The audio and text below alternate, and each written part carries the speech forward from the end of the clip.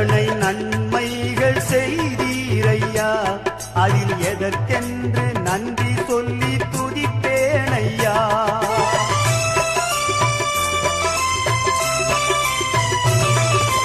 எத்தனை நன்மைகள் செய்தீரையா, அதில் எதற்கென்று நன்றி சொல்லி துதிப்பேனையா.